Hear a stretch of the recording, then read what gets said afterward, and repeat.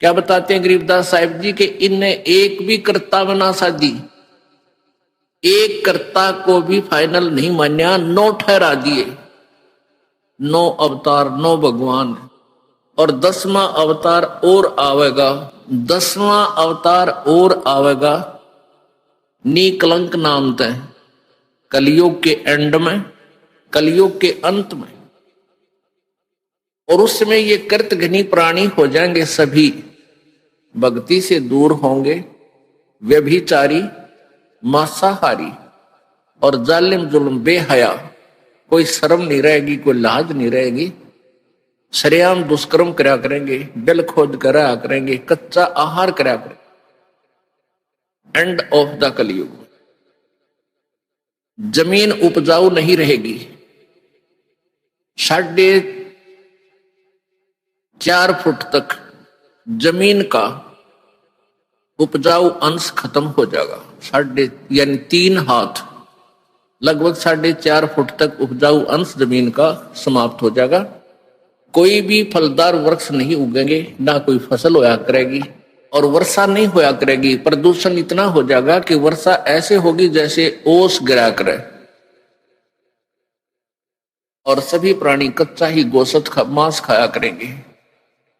उसमें last of the कलयुग, end of the कलयुग में, कलयुग के अंत में 20 वर्ष की आयु मनुष्य की रह जाएगी, मानव की। और उसमें से 5 खंड बताए हैं सूक्ष्म वेद में, यानी 15 वर्ष की आयु में जन्म भी हो लेगा, जवान भी हो लेगा, और गर्भारी भी हो लेगा, और मृत्यु को भी प्राप्त हो लेगा। 5 वर्ष की लड़की को संतान होनी प्रारंभ हो जाया करेगी, और सभी प्राणी बहुत ठगने से हो जाएंगे, 1.5-2 फुट के आसपास इनका कद रह जाओ। उस समय ये कृतघ्नी प्राणी इतने हो जाएंगे, बहुत घने। उस समय कुछ एक पुण्यात्मा रहेंगी जो तब भी भगवान से डरने वाली होंगी। वो होंगे ऐसे ही, मांसाहारी भी होंगे, लेकिन जगह भगवान की अवश्य होगी। वो कौन होंगे? जो अब इस कलयुग में, अब ये भगवान का मार्ग हजारों वर्षों तक चलेगा। जो पुण्यात्मा इस मार्ग पर लगेंगी, भक्ति करेंगी और आजीवन मर्यादा में रहे, वो तो सतलोक चले जाएंगे। और जो जिनके पैर फिसल गए, नहीं पार हो पाए, वो फिर ऐसे इस कलयुग में मनुष्य के जन्म प्राप्त करते रहेंगे। इतने दयालु हैं ये परमात्मा। लेकिन मनुष्य जीवन में कौन सा ये प्राणी सुखी होगा? तो उस समय क्या होगा कि निकलंक नाम का एक अवतार आवेगा। वो कौन होगा? राजा हरिश्चंद्र की आत्मा होगी। राजा हरिश्चंद्र जी जो सतयुग में एक महान आत्मा सुप्रसिद्ध हुए, ऐसे दानवीर थे, ऐसे धर्मात्मा थे, ऐसे सत्यवादी थे कि उन्होंने अपने वचन के ऊपर राज त्याग दिया था। अपनी पत्नी को भी बेच दिया, अपने बेटा, अपने आप को भी बेच दिया, अपने सत्य की रक्षा की। जिस कारण से प्रसन्न होकर के प्रभु ने उसको विष्णु लोक में स्थान दे दिया। अब वो विष्णु लोक में है अपने पूर्व जन्म के पुण्यों के कारण। और जब वहां से इस पुण्यात्मा को 10वां अवतार बनाकर युग काल भेजेगा। जो गीता जी में कहता है कि मैं अपने अंश अवतार रचता हूं और फिर उनमें प्रवेश करके सारा काम करता हूं। इसलिए गीता जी अध्याय नंबर 4 के श्लोक नंबर 5 और 9 में कहा कि अर्जुन, तेरे और मेरे बहुत जन्म हो चुके हैं, तू नहीं जानता, मैं जानता हूं। फिर कहता है 9वें श्लोक में कि मेरे जन्म और कर्म अलौकिक हैं। अब कर्म कैसे अलौकिक हैं? श्री कृष्ण में प्रवेश करके महाभारत करवा दी, युद्ध करवाया। ओह, परशुराम का जन्म दिया, परशुराम में प्रवेश करके क्षत्रियों को मार डाला और पाप परशुराम का रख दिए सारे।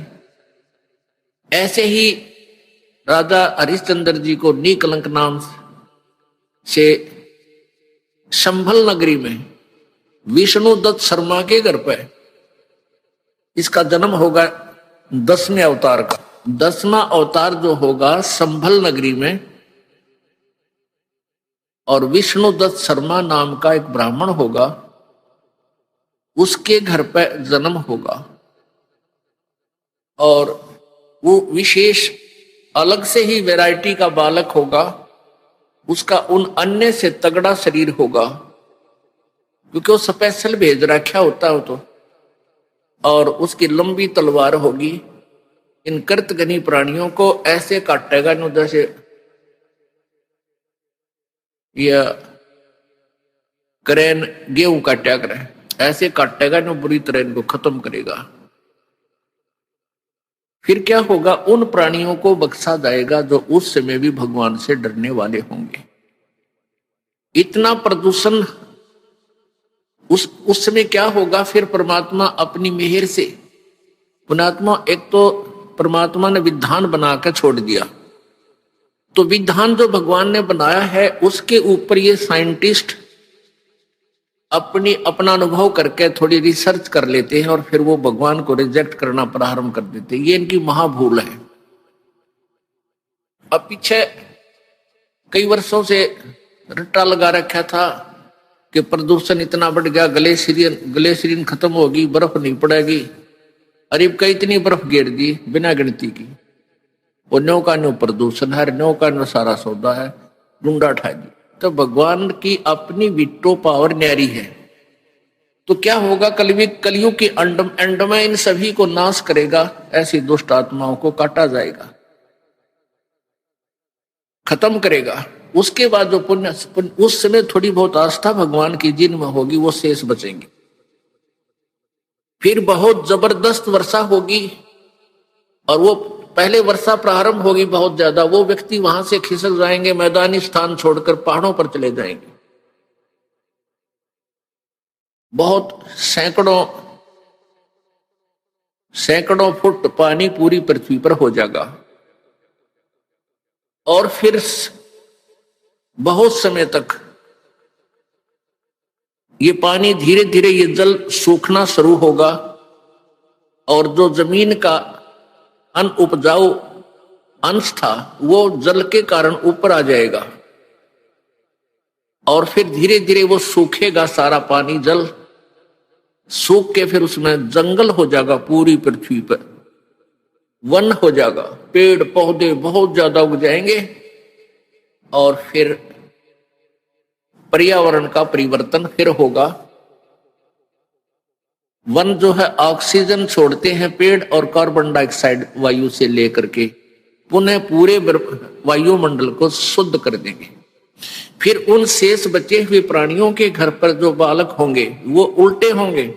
उल्टे कैसे, माता पिता तो 2.5 फुट के, और बेटा बेटी हो जाएंगे 4-4, 5-5 फुट के, फिर धीरे धीरे बढ़ता शुरू होगा। तो सतयुग में सैकड़ों फुट हाइट के इंसान हो जाते हैं, सैकड़ों, और लाखों वर्ष की आयु हो जाती, क्योंकि शुद्ध वायु, शुद्ध वातावरण, बीमारी होती नहीं उस समय सतयुग में, बहुत कम।